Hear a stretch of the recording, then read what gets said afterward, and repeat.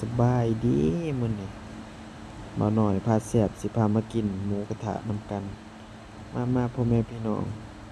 มื้อนี้สิพามากินหมูกระทะแซ่บๆนำกันนั่งชมวิวเนาะ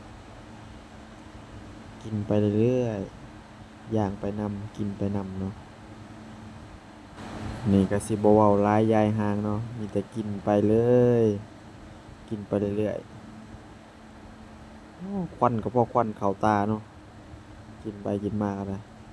กินหมูกระทะกินสบายกินชิวๆกินในห้องตัวเองบ่ได้ไปกินในร้านนะทุกคนกินอยู่ในห้องตัวเอง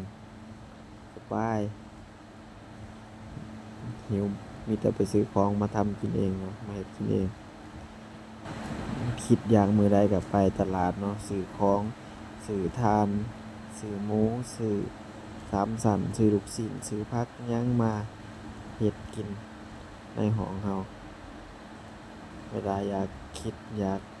จุ่มหมูกระทะบ่ก็ไปซื้อมาเฮ็ดกินเองเป็นหลายอย่างครับถ้าว่าไปซื้อกินในห้างก็เสียหลายเนาะ2คนมันก็ตกอยู่500กว่าเกือบ600แต่ว่าถ้าเราไปซื้อมาเฮ็ดกินเองก็หมดอยู่ประมาณ300 200แต่มันก็สิบ่มีทุกอย่างคือในห้างแต่ว่ามันก็กินแบบบ่พาวบ่หยังเนาะใจเย็นๆนั่งกินไปคุยกันไปลมกันไปกินไปเบิ่งไปเบิ่งรถเบิ่งหยังไปกินไปชีวิตแต่ละมื้ออยู่บ้านเพิ่นเมืองเพิ่นอิหยังอดได้ก็อดไปมีแหน่ก็กินแหน่ยังพอได้ถ้าว่าเราไปกินในร้านกินก็เสียเงิน600กว่าบาทกินก็คือว่าล่ะเราก็กินได้บ่หลายตัวน้อยๆเนาะซื้อมาเฮ็ดกินเองไปแหน่เพราะว่าไปกินอยู่ในร้านเราก็เสีย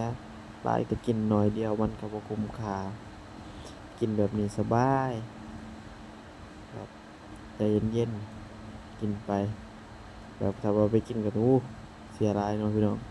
มีให้กินแบบซุมเฮานี่หมูกระทะสบายแบบบ่ต้องออกจากบ้านออกจากห้องมีแต่ว่าไปซื้อของมาแล้วก็มาเฮ็ดกินเองเนาะพี่น้องกินไปกับเวลาเงินออกแล้วจังกินได้เวลาช่วงเงินออกช่วงกลางๆปลายๆเนี่ยก็บ่มีเงินเนี่ยแต่จะว่าสิ้นเดือนบ่มีจังค่อยได้กินเทื่อหนึ่งหมูกระทะนี่ก็แม่นสิกินตลอดเนาะพี่น้องเพื่อสิหาเงินได้เก็บนำแน่นะเพื่อสิได้กินโดนๆกินเทื่อได้กินคุมื้อ